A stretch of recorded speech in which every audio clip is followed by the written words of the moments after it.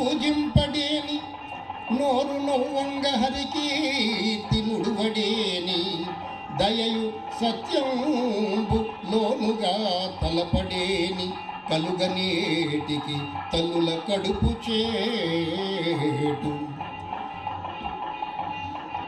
ఆ చేతులారంగా శివుని పూజించినటువంటి జన్మ ఎందుకయ్యా వృధా అని చెప్పేసి మన పోతన గారు చెప్పడం జరిగింది. అలాగే 5000 సంవత్సరాల క్రితం ఓం నమః శివాయ. ఓం శ్రీ గురుభ్యో నమః. పార్థాయ ప్రతిబోధితాం భగవతా నారాయణేన స్వయం వ్యాసేన గ్రథితాం పురాణమునినా మధ్యే మహాభారతం. అద్వైత అమృతవర్షిణీం భగవతీ అష్టాదశ అధ్యాయనీ అంబ త్వాం అనుసందధామి భగవద్గీతే భవద్వేషిణీ. భగవద్గీతే భవద్వేషిణీ.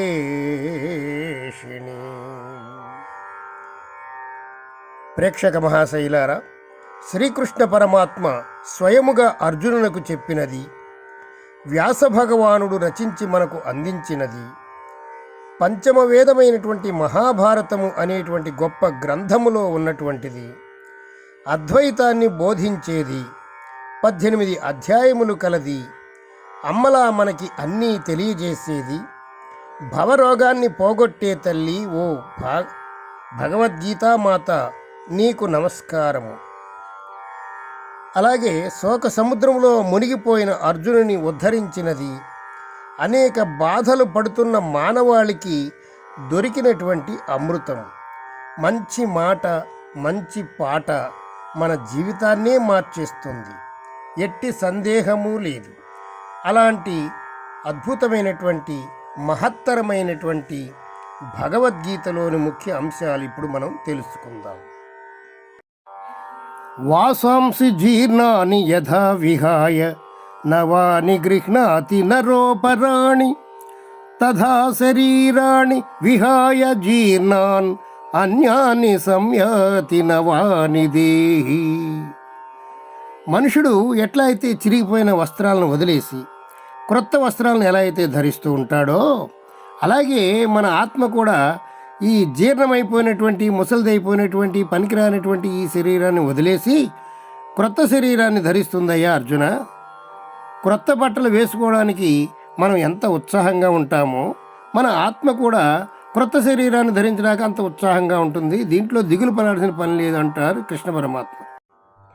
భగవద్గీత మనకి ఏం చెప్తుందంటే, నీవు చాలా శక్తిమంతుడు అయ్యా, నీవు సామాన్యుడు కాదు, నీవు ఆత్మస్వరూపుడివి, నీకు చావనేదే లేదు, అనేక వేల సంవత్సరాలు నువ్వు ఉంటావు అని చెప్తుంది. ఈ శరీరం నశిస్తుంది కానీ నీవు శాశ్వతుడు అని తెలుసుకో అర్జున అని చెప్తూ ఉంటారు అర్జునుడికి కృష్ణ పరమాత్మ. ఈ శరీరం 70 ఏళ్ళకో 80 ఏళ్ళకో 90 ఏళ్ళకో పడిపోతుంది, కానీ నీకు చావు అనేటువంటిది లేవు. చావు అంటే అందరికీ భయం, కానీ ఆ భయం నీకు అక్కర్లేదయ్యా. ఆత్మస్వరూపుడవు నీవు, ఆత్మకు చావే లేదు అని చెప్తున్నారు కృష్ణ పరమాత్మ. నైనం చిందంతి శస్త్రాణి నైనం దహతి పావకః నచైనం క్లేదయంత్యాపో నశోషయతి మారుతః. ఓ అర్జున, నీవు ఆత్మవు. ఆత్మను ఏ కత్తులు ఛేదింపజాలవు. అగ్నిలో కాలిపోదు, నీటిలో ఉంచినా నాశనం కాదు, వాయువు కూడా ఏం చేయలేదయ్యా ఆత్మని. కత్తితో దేనినైనా నరికేయవచ్చు, పెద్ద చెట్టును కూడా నరకొచ్చు, కానీ ఈ ఆత్మని ఏం చేయలేదు ఆ కత్తి కూడా. నీటికి ఎంత శక్తి ఉన్నదో చెప్పండి. ఉప్పెన వచ్చిందనుకోండి, అన్నిటినీ ముంచేస్తుంటుంది. అంత శక్తివంతమైన నీటిలో కూడా ఈ ఆత్మ ఏమీ కాదయ్యా. అగ్నిలో వేస్తే ఏదైనా సరే కాలి బూడిదైపోతుంది. కానీ ఈ ఆత్మకు అలాంటి స్థితి ఏమీ ఉండదు. అగ్ని కూడా ఏం చేయలేదు. వాయువుకి ఎంత శక్తి ఉన్నది? పెద్ద గాలి, పెద్ద పెద్ద చెట్లు కూడా నేలకి ఒరిగిపోతాయి గాలి ఇస్తే. కానీ కానీ ఈ ఆత్మను ఆ గాలి కూడా ఏం చేయలేదు. ఈ నాలుగింటికంటే కూడా నీవు చాలా శక్తివంతుడవయ్యా అని భగవద్గీత మనకు చెప్తుంది. కానీ నీ శక్తి నీకు తెలియడం లేదు. ఎందుచేత అంటే అది భగవంతుడి యొక్క మాయ. మాయ నిన్ను కమ్మేస్తుంది. అది ఎలాగంటే అద్భుతమైన శ్లోకాన్ని ఇక్కడ చెప్తున్నారు కృష్ణ పరమాత్మ. ధూమేన ఆవ్రియతే వహ్నిః యథాదర్శో మలేన చ యదోల్బేన వృతో గర్భః తదా తేనే దమావృతం. ధూమేన ఆవ్రియతే వహ్నిః. గట్టిగా పొగ ఉన్నప్పుడు ఆ పొగలో ఉన్నటువంటి అగ్ని మనకు కనిపించకుండా ఉంటుంది. అసలు అగ్ని లేకపోతే పొగే రాదు. కానీ పొగ గట్టిగా దట్టంగా ఉండడం వల్ల అగ్ని మనకు కనిపించకుండా ఎలా అయితే మండుతూ ఉందో అలాగే నీ జ్ఞానాన్ని అజ్ఞానం కప్పేస్తుందయ్యా అంట. ఇంకా ఒక మంచి ఉదాహరణ కృష్ణ పరమాత్మ మనకి ఇక్కడ చెప్తున్నారు. అద్దంలో మనం మొహం చూసుకుంటే క్లియర్గా కనపడుతుంది. కానీ ఆ అద్దం మీద బాగా మురికి పేరుకుపోతే మన ముఖం దాంట్లో కనిపించదు. ఆ మురికి ఎప్పుడైతే తొలగించుకుంటామో అప్పుడు మనకి అద్దంలో మన యొక్క ప్రతిబింబం చక్కగా కనపడుతుంది. అలాగే ఈ మాయను తొలగించుకుంటే మన యొక్క ఆత్మ యొక్క శక్తి మనకి అవగతమవుతుంది. అందుచేత మనకు ఆత్మజ్ఞానం లేకపోవడం వల్ల ప్రతిదానికి దుఃఖపడుతూ ఉంటాం. వాస్తవానికి మనం ఆనందంగా ఉండడానికే పుట్టాము. అజ్ఞానం వలన మానవుడు బాధలు పడుతూ ఉంటాడు. ఈ సృష్టి అంతా భగవంతుని ఆధీనములో ఉంటూ ఉంటుంది.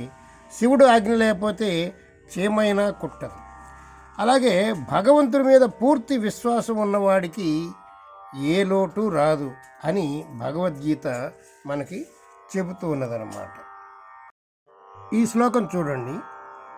అనన్యా చింతయంతో మాం ఏ జనాః పర్యుపాసతే తేషాం నిత్యాభియుక్తానాం యోగక్షేమం వహామ్యహం. సర్వకాల సర్వావస్థలయందు నన్నే ధ్యానించువాడికి వాని యొక్క యోగక్షేమాలు నేనే వహిస్తానయ్యా.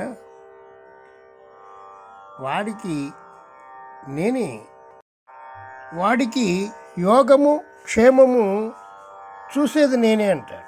యోగం అంటే మనకి లభించేది, క్షేమం అంటే వచ్చింది క్షేమంగా ఉండడం. మనకి ఏదైనా రావాలన్నా వచ్చింది నిలబడాలన్నా భగవంతుని కృప ఉండాలి. ఒకవేళ ధనం వచ్చిందనుకోండి, అది నిలబడి మనకి ఉపయోగపడాలన్నా ఆ భగవంతుని కృప ఉండాలి. ఈ దేవుడు అనేటువంటిది కంటికి కనిపించకుండా ఉండి ఈ సృష్టినంతా నడిపిస్తూ ఉంటాడు. అదే గొప్ప మాయ, భగవంతుడి యొక్క శక్తి. ఇప్పుడు చూడండి, కరెంటు కంటికి కనిపించదు, కానీ అన్ని పనులు చేస్తుంటుంది.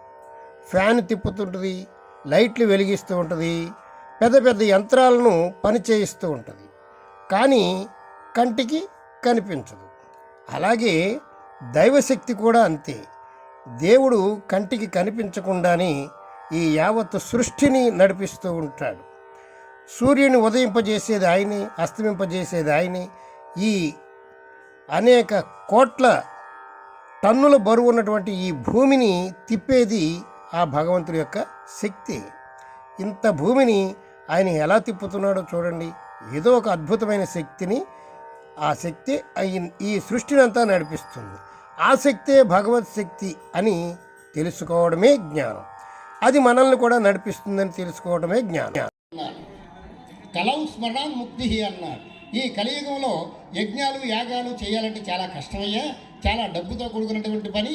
అందుచేత కలౌ ఈ కలియుగంలో స్మరణాన్ముక్తి, స్మరిస్తే చాలు ముక్తి కలుగుతుంది అని చెప్పేసి మన భగవద్గీతలో మన శాస్త్రాల్లో చెప్పడం జరుగుతుంది. అయితే చిట్ట చివరిన ఓం నమః శివాయ అంటే సరిపోతుంది కదా అని మనం అనుకోవచ్చు. అంత్యకాలంలో ఆ భగవంతుడు నామస్మరణ చేస్తే సరిపోతుంది కదా. ఆఖరిని మనం చనిపోయేటప్పుడు ఆ ఓం నమః శివాయ అంటే వాళ్ళకి ముక్తి కలుగుతుంది. సరే, ఇది చాలా సులువైన మార్గం కదా అని మనం అనుకోవచ్చు. కానీ అది అంత తేలికైనటువంటి విషయం కాదు. ఎల్లప్పుడూ నామస్మరణ చేస్తూ ఉంటేనే అది సాధ్యపడుతుంది, కానీ ఎప్పుడో ఒకసారి చేస్తూ ఉంటే అది సాధ్యపడదు. దానికి ఒక చిన్న కథ చెబుతాను మీకు. పూర్వకాలం ఒక గ్రామంలో జరిగిన సంఘటన ఒకటి చెప్తా. ఒక ఆయన 4 పిల్లలతో అలా కాలక్షేపం చేస్తూ ఉన్నాడు. సంవత్సరమంతా ఆదాయం లేకపోతే ఇబ్బంది పడవలసి వస్తుందని ముందుగానే సంవత్సరానికి సరిపడా అన్నీ సమకూర్చుకుంటే బాగుంటుందని కష్టపడి అన్నీ సమకూర్చుకున్నాడు. బియ్యము, పప్పులు, ఉప్పులు, చింతపండుతో సహా అన్నీ సమకూర్చుకున్నాడు. ఆఖరికి ఆయనకు ఒకటి తక్కువైంది. ఏమిటయ్యా అంటే ఇస్తరాకులు తక్కువైంది. పూర్వకాలంలో అండి స్టీల్ ప్లేట్లు అవి లేవు. ఇస్తరాకులన్నీ సమకూర్చుకుంటే సంవత్సరానికి సరిపడగా నాకు నా పిల్లలకి లోటు లేకుండా జరిగిపోతుందని చెప్పేసి ఇస్తరాకులు తక్కువైందని చెప్పేసి ఆయన అడవికి వెళ్ళాడు. ఆ ఇస్తరాకులు సంపాదించడం కోసం చెట్టు ఎక్కాడు. చెట్టు ఎక్కి ఆకులు కోస్తూ ఉన్నాడు. చాలా ఆనందంగా కోస్తున్నాడు. ఆ ఆనందంగా లల్ల లల్ల లల్ల లల్ల లల్ల లల్ల చాలా సంతోషంగా ఉన్నాడు. ఎందుకంటే సంవత్సరానికి సరిపడా ఆహారం అన్నీ ఉన్నాయి, ఏమీ లోట్లేదు. చాలా ఆనందంగా ఉన్నాడు. ఆకులు కోస్తూ ఉన్నాడు. అలా ఆకులు కోస్తూ ఉంటే ఆ పైనుంచి పార్వతీ పరమేశ్వరులు అలా వెళుతూ ఉన్నారండి. ఎప్పుడు కూడా భగవంతుడు మనకి కనిపించకుండా మన ఎప్పుడు తిరుగుతూనే ఉంటారు. అలాగే పార్వతీ పరమేశ్వరులు అలా వెళుతూ ఉన్నారు. ఆ పార్వతీ అమ్మవారు చూసిందట. చూసి వీడి బ్రహ్మరాత ఏమిటో చూసిందట. వీడు ఇంకొక 5 నిమిషాల్లో చనిపోతాడు అని వాడి ముఖం మీద రాసింది. అమ్మవారికి కొంచెం బాధ కలిగింది. పక్కనే ఉన్నారు కదా శివుడు. ఏవయ్యా శివయ్య, ఆయన ఎంతో ఆనందంగా ఉన్నాడు, సంవత్సరానికి సరిపడగా ఆహారాలన్నీ సమకూర్చుకున్నాడు. అతని జాతకం చూస్తే ఒక 5 నిమిషాల్లో అతను ఈ శరీరాన్ని వదిలిపెట్టేస్తాడని అని ఉన్నది రాత, బ్రహ్మరాత అలా ఉంది. మరి ఏమిటి దీనికి? అతను నా భక్తుడు కదా, మీ భక్తుడు కదా, అందుచేత అతన్ని రక్షిస్తే బాగుంటుంది అన్నాడు. అప్పుడు శివుడు అన్నట్ట, పార్వతీదేవి అది మన చేతుల్లో ఉండదు, వాడి కర్మానుసారం వాడు ఎంతవరకు ఉండాలో అంతవరకు ఉంటాడు, ఆ తర్వాత మనం ఏం చేయలేము, బుద్ధి కర్మానుసారణి అని మన కర్మ యొక్క మన రాత ఎలా ఉంటే అలాగే జరుగుతుంది, అంచేత వాళ్ళ రాతని మార్చడం మన వల్ల కాదన్నట్టు. కాదు స్వామి, మనం ఎలాగైనా కొంత శక్తివంతులం కదా, అతని రాతను కొంచెం మారుద్దాం అనుకున్నారట. సరే అయితే పార్వతి ఒక మాట చెప్తాను వినన్నట్టు. వాడు ఎలా చనిపోతాడంటే వాళ్ళకి తెలుసు కదా పరమేశ్వరుడికి, ఒక 5 నిమిషాల్లో ఆకులు కోస్తూ ఆ కొమ్మ జారిపోయి కింద పడి చచ్చిపోతాడు. అది వాడి యొక్క రాత. అప్పుడు పరమేశ్వరుడు అన్నట్ట, ఓ పార్వతి, వాడు పడిపోతూ అమ్మా అని అరిచాడు అనుకో, నువ్వు ప్రాణం పోయి చనిపోతాడు కానీ మళ్ళీ ప్రాణం పోయి. లేదు ఓం నమః శివాయ అయ్యా అని అరిచాడు అనుకో, అబ్బా అని అరిచాడు అనుకో, వాడు కింద పడగానే చనిపోయిన తర్వాత నేను ప్రాణం పోస్తానన్నది. సరే బాగానే ఉందని చెప్పేసి అనుకుంటూ ఉన్నారు. వీడు ఆనందంగా ఆకులకు వస్తున్నాడు. అలా ఆకులు కోస్తూ ఉన్నాడు. ఇంకొక 2 నిమిషాలకి కాలు జారి కింద పడిపోతాడు. వాడి పరిస్థితి. అలా కాలు జారి అలా కింద పడిపోయాడు. వాడు కింద పడిపోతే ఏమన్నాడు తెలుసా అండి? అమ్మ అనలేదు, అబ్బా అనలేదు, చచ్చాను రోయ్ అన్నట్టు. ఇంకేముంది? అలాగే అంత్యకాలంలో ఆ భగవంతుని యొక్క నామస్మరణ చేసుకుంటే సరిపోతుంది కదా అని మనం అనుకుంటే కుదరదయ్యా. అందుచేతనే కర్మకాండ, పూజలు పునస్కారాలు చేయాలి. తర్వాత ఉపాసనకాండ అంటే ధ్యానము, నిధి, ధ్యాస ఇవన్నీ చేయాలి. ఆ తర్వాత జ్ఞానకాండ, జ్ఞానాన్ని కొంచెం సంపాదించుకుంటే మనకి వచ్చే జన్మలో కూడా ఉపయోగపడుతుంది అని చెప్తుంటారు. భగవద్గీత 5000 సంవత్సరాల క్రితం శ్రీకృష్ణ పరమాత్మ చెప్పి ఉన్నారు. అది ఎప్పుడో 5000 సంవత్సరాల క్రితం చెప్పారు కదా, ఇప్పుడు మనకేంటి ఉపయోగం అని మీరు అనుకోవద్దు. యదా యదా హి ధర్మస్య గ్లానిర్భవతి భారత అభ్యుత్థానమధర్మస్య తదాత్మానం సృజామ్యహం పరిత్రాణాయ సాధూనాం వినాశాయ చ దుష్కృతాం ధర్మ సంస్థాపనార్థాయ సంభవామి యుగే యుగే. ఎప్పుడు అన్యాయం పెచ్చి పెరిగిపోతుందో అప్పుడు నేను అవతరిస్తానయ్యా. దుష్టులను శిక్షించడానికి, శిష్టులను రక్షించడానికి నేను అవతరిస్తూ ఉంటాను. నీ మనస్సు నాయందే లగ్నం చేసి నన్నే స్మరించు. నీకు లోటు లేకుండా చూసేటువంటి బాధ్యత నాది. నన్ను జనులు అనేక రూపాలలో ఆరాధిస్తున్నారయ్యా. అన్ని రూపాలు నేనే. నేను ధర్మరూపంలో ఉంటాను. త్రివిధం నరకస్యేదం ద్వారం నాశనమాత్మనః కామః క్రోధస్తథా లోభః తస్మాదేతత్రయం త్యజేత్. కామము, క్రోధము, లోభము ఇవి చాలా ప్రమాదకరమయ్యా. వీటిని మూడింటిని కూడా వదిలివేయాలి అంటారు కృష్ణ పరమాత్మ. కామం అంటే చూచిందల్లా కావాలి అనుకోవడమే కామం. క్రోధం అంటే చూచింది కావాలనుకున్నప్పుడు అది లభించకపోతే దానికి ఎవరు కారణమో వారి మీద కోపము. ఇక లోభం. లోభం అంటే తనకు అవసరమైన దాన్ని కూడా ఖర్చు పెట్టకుండా దాచేసుకోవటం, ఇతరులను దోచేసుకోవటం, అంతా తనకే ఉండాలనుకోవడమే లోభం. ఈ మూడు గుణాలని వదిలిపెట్టి చిన్నవాడు ఎవడైతే ఉంటాడో వాడే సర్వేశ్వరుడంత సమానమైనటువంటి వాడు అని చెప్తున్నారు. అలాగే ఆఖరిగా ఒక శ్లోకం. ఈశ్వరః సర్వభూతానాం హృద్దేశ అర్జున తిష్టతి భ్రామయన్ సర్వభూతాని యంత్రారూఢ నిమాయయ.